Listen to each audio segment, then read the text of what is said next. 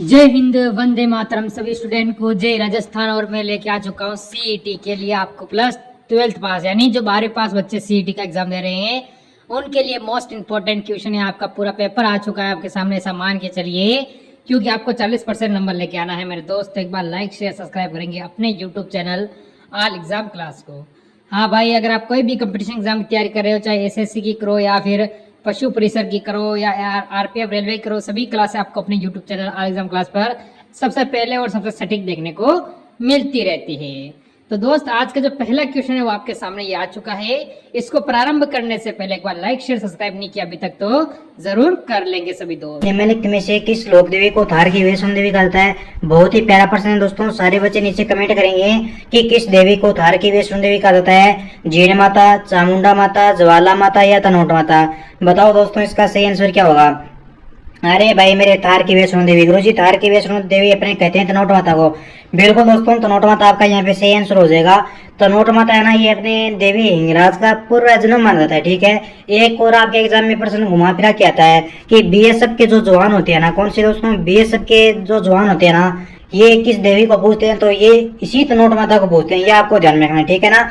जो आपके 1965 में भाजपा का युद्ध हुआ था ना, उस टाइम में यहाँ पे जिंदे गोले दागे गए थे, लेकिन वो अभी भी सुरक्षित है। यहाँ पे कोई भी उस टाइम भी बम विस्फोट नहीं हुआ, इसलिए आपकी कृपा थी उस टाइम जीण माता की। ठीक है, आगे से जो तनोट माता उनकी, सॉरी जीण माता नहीं हुई, ठीक है, तनोट माता की। ठीक है, आगे चलो। आगे हमारा प्रश्न पूछा है कि नागपाड़ा जो राजस्थान के जिले में है, जयपुर में है, अलवर में है, अजमेर में या भरतपुर में है?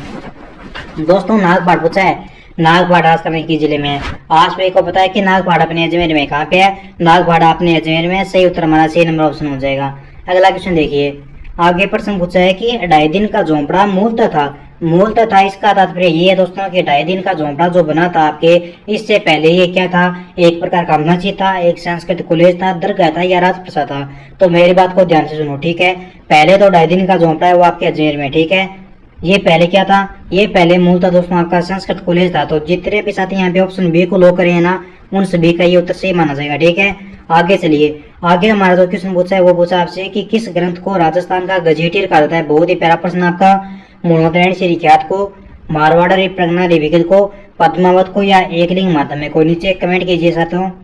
अरे साथियों, नीचे कमेंट कीजिए कि किस ग्रंथ को राजस्थान का गजेटियर कहा जाता है। तो ध्यान में रखना, राजस्थान का गजेटियर कहा जाता है, ये कहा जाता है अपने मारवाड़ी प्रणाली विगित को। ठीक है, वो ऑप्शन बी को लो कर देंगे अपने यहाँ पे। चलिए आगे बढ़ते हैं मित्रों। आगे क्वेश्चन पूछा है वो हमारा है यहाँ पे, देखिए कि बसंती नामक किले का निर्माण किसने करवाया था? राणा प्रताप ने, राणा कुंभा ने, महारावल तेरसिंह ने या बिसल देव ने? बसंती नामक किले का निर्माण किसने करवाया? बहुत ही प्यारा क्वेश्चन है दोस्तों, काफी इंपोर्टेंट प्रश्न आपका एग्जाम में पूछा जा सकता है। ठीक है, तो इस किले का जो आपका निर्माण करवाया था वो करवाया था आपके राणा कुंभा ने। किसने करवाया? राणा कुंभा ने। अब आप मुझे नीचे कमेंट करके ये बताओ, मैंने कल ही आपको बताया था, शायद परसों बताया था, ठीक है, कि महाराणा कुंभा की एक पुत्री थी, ठीक है, जो क्या थी दोस्तों, अच्छी, वो क्या थी, कवित्री थी। तो उसका नाम क्या था? अक्सर आपके एग्जाम में प्रश्न आता है ये। ठीक है, आगे बताइए। आगे प्रश्न पूछा है कि कजली तीज का त्योहार कब आता है भाई? श्रावण कृष्ण तृतीया को, श्रावण शुक्ल तृतीया को, भाद्रपद कृष्ण तृतीया को या भाद्रपद शुक्ल तृतीया को? कजली तीज का त्योहार बताओ, फटाफट से कमेंट कर दो नीचे। कजली तीज का त्योहार कब आता है? बताओ क्या हो जाएगा इसका सही आंसर?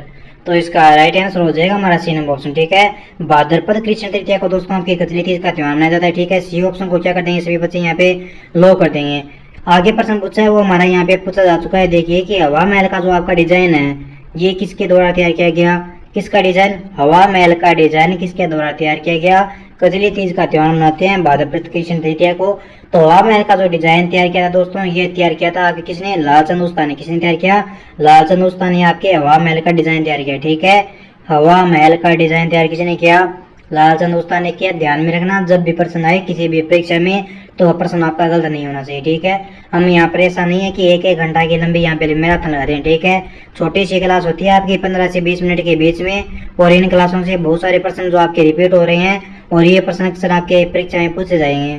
तो वैसे देखें तो ये क्लास आपके लिए एक रामबाण सिद्ध होती है, क्योंकि कम क्लास से दोस्तों बहुत सारा अपने को सीखने को मिले ना, तो वो सोने में सुहागा होता है। आगे प्रश्न पूछा है कि जोधपुर के जसवंतड़ा का निर्माता कौन है? यानी जोधपुर का जो आपका जसवंतड़ा, इसका निर्माता का नाम पूछा आपसे क्या है? महाराजा भक्त सिंह है, महाराजा सरदार सिंह है, महाराजा उमेद सिंह या महाराजा विजय सिंह है? जोधपुर के जसवंतड़ा का नाम पूछे तो ध्यान में रखना महाराजा सरदार सिंह हो जाए। क्या है? जोधपुर के जसवंतड़ा का निर्माता आपके महाराजा सरदार सिंह है। ऑप्शन बी को लो कर दो। क्या कर दो? ऑप्शन बी को लो कर दो। ठीक है, जितने भी साथी ऑप्शन बी को कमेंट करें ना, उन सभी का सही उत्तर मान लिया जाएगा। एक बार सभी भाई बहन मेरी क्लास को शेयर कर देंगे ताकि जितने भी आपके दोस्तों भाई बहन यहाँ पे CAT 10+2 का एग्जाम देने वाले हैं, उन तक ये वीडियो आसानी से पहुंच जाए। ठीक है, और चैनल पर पहली बार जुड़े हैं तो इसको सब्सक्राइब करके बेल आइकन घंटी को ऑन कर लेना। ठीक है, ताकि नोटिफिकेशन आपके पास पहुंचता रहे। बताओ, पत्रकारिता का विषम पिता कहा जाता है किस विद्वान को? दोस्तों, राजस्थान में आपके पत्रकारिता का विषम पिता माना जाता है। तो विषम पिता माना कहा गया आपके पंडित जवाहरलाल शर्मा को। ठीक है, पत्रकारिता का विषम पिता आपके पंडित जवाहरलाल शर्मा को कहता है। ऑप्शन डी को क्या कर देंगे सारे बच्चे यहाँ पे लो कर देंगे। आगे चलिए, आगे हमारे क्वेश्चन पूछा है कि बचाओ तो रामपुरिया गुलेच्छों सेठियों की वैली है, या कहाँ पे आपकी? जैसलमेर, सीकर, जोधपुर या बीकानेर? तो रामपुरिया वैली कहाँ पे? बताओ, बहुत बार मैंने ये प्रश्न आपको पढ़ाया है। बच्चा होता हूँ रामपुरिया गुलेच्छा सेठिया की वैली, अगर आपके एग्जाम में प्रश्न आए ना तो प्रश्न को गलत मत करना। ठीक है, कहाँ पे है? बीकानेर में। कहाँ पे दोस्तों? बीकानेर आपका सही आंसर हो जाएगा। ठीक है, आगे हमारा क्वेश्चन है दोस्तों कि कुंभलगढ़ की दीवार की लंबाई कितनी है और इसकी चौड़ाई शायद आपकी कितनी है? अभी 7 है क्या? बिल्कुल 7 है इसकी चौड़ाई। इसके अंदर 4 घोड़े आपके चौड़ाई में दौड़ सकते हैं, इसे 1 2 3 4। ठीक है, तो बताओ कुंभलगढ़ की दीवार की लंबाई कितनी है? 30 किलोमीटर है क्या? बिल्कुल दोस्तों, 30 किलोमीटर आपके नहीं है तो कितनी होगी? 36 किलोमीटर हो जाएगी। ठीक है, कुंभलगढ़ की दीवार की लंबाई आपकी 36 किलोमीटर है। इसकी चौड़ाई के बारे में कहा जाता है कि एक साथ यहाँ पे कितने घोड़े दौड़ते हैं? 8 घोड़े दौड़ते हैं। ठीक है, 1 2 3 4 4, ये 4 है, ये 8 घोड़े एक साथ यहाँ पे दौड़ सकते हैं। ठीक है, आगे चलिए, आगे पूछा है आपसे कि राजस्थान में दानचंद चोपड़ा की वैली कहाँ पे है? बीकानेर, सुजानगढ़, केतड़ी या किशनगढ़? दानचंद चोपड़ा की वैली, दानचंद चोपड़ा की वैली पूछे कहाँ पे है? तो ये है दोस्तों आपके सुजानगढ़ चूरू में है। ठीक है, कहाँ पे? सुजानगढ़ में। ठीक है, ऑप्शन बी को सही कर देंगे। दानचंद चोपड़ा की वैली सुजानगढ़ में है। एक तरफ से दूसरी तरफ जाने तो यहाँ पे पुल भी बनाया है। और ये जो आपकी वैली है दोस्तों, ये आपके भित्ति चित्रों के लिए प्रसिद्ध है। ठीक है, जो भित्ति चित्र यहाँ पे बने हुए हैं ना, उनके कारण ये प्रसिद्ध है आपकी। आगे देखिए कि लोक कथाओं पर आधारित मारो बादलो व तीड़ो राव नामक उपन्यास के रचयिता कौन है? विजय रांदेथा है, पंडित जवाहरलाल शर्मा, दूसरा अड्डा या कन्हैयालाल सेठिया? देखो कितना प्यारा क्वेश्चन है, मारो बादलो। ठीक है, मारो बदलो या बादलो जो भी है। ठीक है, आपके तीड़ो राव नामक उपन्यास, ये इसके जो आपके लेखक है वो कौन है? प्रश्न ये पूछा आपसे। तो इसके लेखक हो जाएंगे आपके विजय रांदेथा। कौन हो जाएंगे भाई? विजय रांदेथा हो जाएगा। ऑप्शन ए हमारा यहाँ पे सही आंसर माना जाएगा। आगे देखिए कि वह त्योहार जो चंद्रमा की 16 कलाओं के रूप में मनाया जाता है, बताओ कौन सा ऐसा त्योहार है जो चंद्रमा की 16 कलाओं के रूप में मनाया जाता है? श्राद्ध पूर्णिमा का त्योहार है, माघ पूर्णिमा, गुरु पूर्णिमा या शत पूर्णिमा? अब नीचे कमेंट करो कि गुरु पूर्णिमा का त्योहार एक बात है। तो चंद्रमा की जो 16 कलाओं के रूप में मनाया जाता है वो कौन सा हो जाएगा? आपका यहाँ पे सही उत्तर माना जाएगा आपका डी नंबर ऑप्शन। ठीक है, शरद पूर्णिमा। ठीक है, जितने भी भाई यहाँ पे सी नहीं वो डी को दो करे ना, उनका सही उत्तर माना जाएगा। सी आपका गलत होगा। मैंने आपसे पूछा कि गुरु पूर्णिमा का त्योहार ये कब आता है भाई? गुरु पूर्णिमा का त्योहार कब आता है ये बताइए। अगला प्रश्न पूछा है कि सूफी ख्वाजा मोइनुद्दीन चिश्ती की दरगाह अजमेर का निर्माण किसके द्वारा करवाया गया? देखिए उत्तर यहाँ पे आपको दिखाई दिया गया। ठीक है, ख्वाजा मोइनुद्दीन चिश्ती की दरगाह कहाँ पे है? अजमेर में है। और इसका निर्माण किसके द्वारा करवाया गया? तो निर्माण करवाने वाले बंदे का आपके नाम है इल्तुतमिश के द्वारा। ठीक है, ऑप्शन बी को लो कर दो। नेक्स्ट क्वेश्चन देखिए, कर्णपटे जोगी डमरू एवं सारंगी वाद्य यंत्रों के साथ किस देवी के गीत गाते हैं? नागणेशी माता, शीतला माता, शंकराई माता और जीन माता? एक बात मेरी ध्यान से सुनो। ठीक है, जो भी आगे की जो आपकी नेक्स्ट क्लास होगी, चाहे वो आज हो या कल हो, ठीक है, वो क्लास आपके लिए बहुत बड़ी इंपॉर्टेंट होगी, क्योंकि उस क्लास में मैं एक साथ आपके 5 टॉपिक कवर कराने वाला हूँ। ठीक है, बताओ दोस्तों कि कर्णपटे जोगी डमरू एवं सारंगी वाद्य यंत्र है, इनके साथ किस देवी के गीत गाए जाते हैं? तो इनके साथ अपने जीण माता के गीत गाती हैं। और जीण माता का मंदिर पूछे आपसे कहाँ पे है? तो ध्यान में रखना, जीण माता का मंदिर आपके रिवासा में है। रिवासा कहाँ पे है? रिवासा सीकर में है।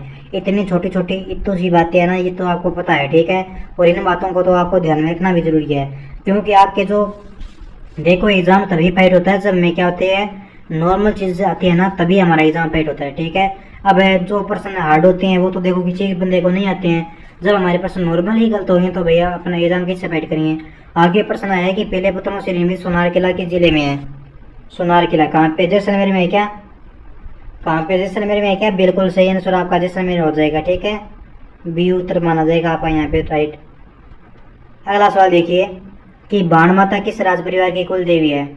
मेवाड़, बीकानेर, जोधपुर या जयपुर? बाण माता किस राज परिवार की कुल देवी है? तो ये आपके मेवाड़ के सूर्यवंशी की, ठीक है, या कह दें आपके गहलोतों की, ठीक है, या कह दें आपके सिसोदियों की। ठीक है, चलो आगे चलो। बाण माता आपके मेवाड़ के सूर्यवंशों की कुल देवी है। आगे प्रश्न पूछा है कि राजस्थान का सबसे स्थित निकट बंदरगाह कौन सा है?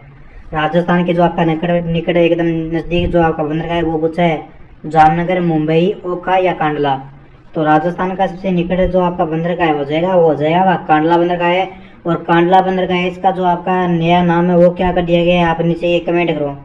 तो इसका जो नया नाम है ना वर्तमान में, ठीक है, अगर आपके एग्जाम में प्रश्न आए कि कांडला बंदरगाह का वर्तमान में नाम क्या है तो दीनदयाल पोर्ट कर देना। ठीक है, दीनदयाल पोर्ट है ना, ये आपके कांडला बंदरगाह का वर्तमान में नाम है। आगे चलते हैं, आगे बढ़िए। आगे प्रश्न पूछा है कि राजा रासोटा नामक ग्रंथ के रचयिता कौन है? जोधराज है, पंकीदास है, कृपाराम कीडिया है या चंडीदान है? फटाफट से नीचे कमेंट कर दो कि राजा रासोटा नामक ग्रंथ के रचयिता कौन है। तो राजा रासोटा नामक ग्रंथ के रचयिता अगर आपसे एग्जाम में पूछे ना कौन है तो ध्यान में रखना इनके रचयिता आपके कृपाराम केडिया हो जाएंगे। कौन हो जाएंगे दोस्तों? कृपाराम केडिया इनके रचयिता मान लिए जाएंगे। आपके सही उत्तर हमारा सी नंबर ऑप्शन हो जाएगा। अब मेरी बात को ध्यान से सुनो, ठीक है। बहुत सारे बच्चे ये बोलते हैं कि गुरुजी आपके व्हाट्सएप ग्रुप में ज्वाइन होना है। तो देखो दोस्तों, व्हाट्सएप ग्रुप में ज्वाइन होना है तो मैं यहाँ पे नंबर लिख रहा हूँ आपके लिए, ठीक है। इन नंबरों पर आपको क्या करना है? मैसेज करना है और आपको ग्रुप में ज्वाइन हो जाना है, ठीक है। नंबर क्या है देखो, 9057001547। राजा रासोटा नामक ग्रंथ के रचयिता आपके कृपाराम खेड़िया है, ठीक है। आगे चलिए। वह त्योहार जिसमें सूर्य की पूजा, दान पुण्य व रूठी सास को बहुओं के द्वारा मनाया जाता है। देखो भाई, जो महिलाएं बहुएं होती है वो अपने जो सास को मनाती है वो त्योहार कौन सा आपका? तो वो त्योहार होता है आपका मकर संक्रांति। कौन सी होती है? मकर संक्रांति होती है। करवा चौथ कब मनाया जाता है? नीचे कमेंट करो। बसंत पंचमी आपकी कब आती है? ये भी कमेंट करो। क्षेत्रफल की दृष्टि से राजस्थान का सबसे बड़ा जिला पूछे कौन सा है? तो सबसे बड़ा जिला तो आपके पहले भी जैसलमेर था, वर्तमान में भी आपका जैसलमेर होगा, ठीक है। कुछ प्रश्न ऐसे हैं जो आपके हुबहू आपके एग्जाम में डायरेक्ट सीधे सीधे छपेंगे। आगे प्रश्न आया है कि पृथ्वीराज के 12 खंभों की छतरी निम्नलिखित में से किस किले में स्थित है? भाई, कुंभलगढ़ में है, मेहरानगढ़ में है, चित्तौड़गढ़ में है या गोगुंदा में है? तो जो 12 खंभों की छतरी है ना आपके पृथ्वीराज की, ये छतरी आपके कुंभलगढ़ के किले में है। कहाँ पे दोस्तों? कुंभलगढ़ के किले में है। वो ऑप्शन ए हमारा यहाँ पे सही उत्तर माना जाएगा। आगे देखिए, आगे प्रश्न पूछा है कि राजस्थान का कालिदास है किसे कहा जाता है? मुंशी देवी प्रसाद, दलपत विजय, विजयदान देता या महाकवि मगध को? राजस्थान का कालिदास, तो राजस्थान का कालिदास कहा जाता है महाकवि को, ठीक है। डी ऑप्शन हमारा सही उत्तर होगा। तो आगे देखिए दोस्तों, आगे हमारा प्रश्न पूछा है कि 1857 की क्रांति के दौरान राजस्थान में ब्रिटिश छावनियां थी, कितनी थी? 6 ब्रिटिश छावनियां थी। सही थी क्या? बिल्कुल सही थी। ए नानी ब्याह देखन चले, ठीक है। इस तरीके से आपकी, ठीक है, जिसके आधार पे आप इन छावनियों को याद कर सकते हो। अगला हमारा प्रश्न पूछा है कि पुष्कर किसकी खेती के लिए जाना जाता है? टमाटर, खजूर, गुलदाउदी या गुलाब? बताओ, गुलदस्ता मानो जो भी आपके, ठीक है। पुष्कर किसकी खेती के लिए जाना जाता है? अगर आपके एग्जाम में प्रश्न आए तो ध्यान में रखना, ये गुलाब की खेती के लिए प्रसिद्ध आपकी, ठीक है। मुख्यतः अजमेर का बाग, राजमंद का, चित्तौड़ का, ये जो आपका एरिया है यहाँ पे, ये आपके गुलाब की खेती के लिए माना जाता है, ठीक है। अगला प्रश्न देखते हैं कि ऐतिहासिक पोथीखाना कहाँ पे है? देखो, काफी इंपॉर्टेंट प्रश्न है और एग्जाम में आने वाला है कि पोथीखाना कहाँ पे है? अलवर, उदयपुर, जयपुर या जोधपुर?